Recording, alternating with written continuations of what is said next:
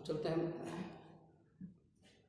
Main study का nature and significance of management का last topic है इम्पोर्टेंस ऑफ मैनेजमेंट। अब क्यों ज़रूरी है मैनेजमेंट किसी भी ऑर्गेनाइजेशन के लिए, हम लोग इसके बारे में यहाँ पे 5 पॉइंट दिए हुए हैं इम्पोर्टेंस में पढ़ेंगे हम लोग। तो टैली ने लिखा हुआ है तो no organization can be successful in long run without effective management. अगर कोई मैनेजमेंट अच्छा नहीं है तो वो ज़्यादा दिन तक मैनेजमेंट नहीं चल सकता है। यहाँ पे टेरी ने अपने वर्ड्स में उन्होंने बताया है। तो बहुत अलग अलग तरीके की चीज़ें अलग अलग हैं। तो यहाँ पे जो मेन 5 इम्पोर्टेंट जो इम्पोर्टेंस जो मैनेजमेंट है वो मैं आपको बता रहा हूँ। तो फर्स्ट जो management help in achieving group goals. आपको बताया था हर एम्प्लॉई वो चाहता है कि मेरी जो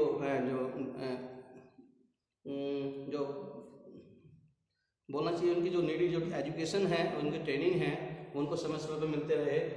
तो अगर हम समय समय पर उनको उनके हिसाब से जो ट्रेनिंग वगैरह उनको दिया जाता है तो उनकी लगातार काम करने से उनकी जो कमियां दूर होने से उनकी क्या है एफिशिएंसी बढ़ जाती है। तो यहाँ पे जो लिखा हुआ है management helps in achieving group goals. तो निश्चित बात है अगर सभी एम्प्लॉय अपने काम को पूरा काम करेंगे, सही से सब लोग मिलकर काम करेंगे तो जो भी गोल है वो मैनेजमेंट का वो पूरा आसानी से पूरा हो सकता है। दूसरा दिया हुआ है मैनेजमेंट इंक्रीज इफिशिएंसी। तो इंक्रीज इफिशिएंसी का मतलब यही है कि हम उनकी कार्य क्षमता को इंक्रीज करेंगे उनकी कमियों को दूर करके, लेकिन वो ध्यान रखना है कि जो उनकी कॉस्ट है वो कम से कम रिड्यूस करनी है ताकि कम से कम उन पर जो खर्चा आता है वो कम से कम किया जा सके। तो second one is the management increase efficiency. Third one is management create a dynamic organisation.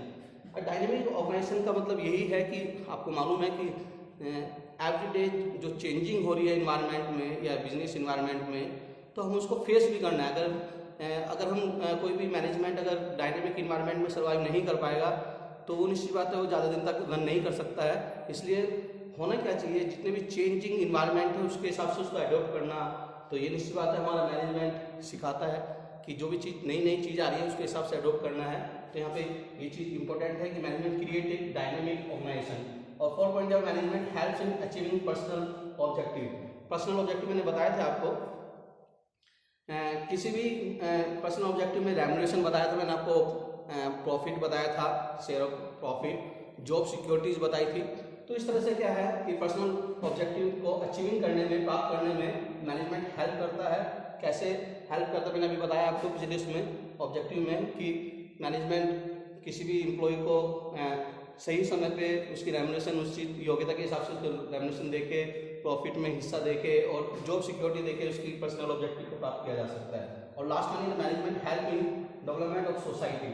Development society कैसे करेगा मैनेजमेंट, वो आपको मैंने उसमें बताया था लास्ट वाले इसमें ऑब्जेक्टिव ऑफ मैनेजमेंट में कि किसी भी सोशल ऑब्जेक्टिव में किसी भी सोसाइटी में मैनेजमेंट के द्वारा लोगों को लिविंग स्टैंडर्ड हाई करके उनको एम्प्लॉयमेंट दे के और अन्य तरीके से उनको क्या किया जा सकता है, उनको उनका डेवलप किया जा सकता है। तो यहाँ पे मैनेजमेंट किसी भी सोसाइटी के जो डेवलपमेंट में अगर हेल्प करेगा तो वहाँ पे मैनेजमेंट का बहुत इंपॉर्टेंट रोल हो जाता है। तो इस तरह से हमने देखा कि 5 पॉइंट हमारे कौन कौन से, पहला पॉइंट, दूसरा, तीसरा, चौथा, 5वां कि मैनेजमेंट एक अचीविंग क्या करता है, सहायता करता है, management helps in achieving group goals. दूसरा जो मैनेजमेंट इंक्रीज इफिशिएंसी। थर्ड यहाँ management create a dynamic organisation. Fourth one is the management help in achieving personal objective. और last one is management helps in the development of society. इस तरह से हम management का जो पूरा टॉपिक है हम अपने तैयारी कर सकते हैं और ये मैक्सिमम सीबीएसई में इन्हीं से क्वेश्चन आते हैं। ठीक है, थैंक यू।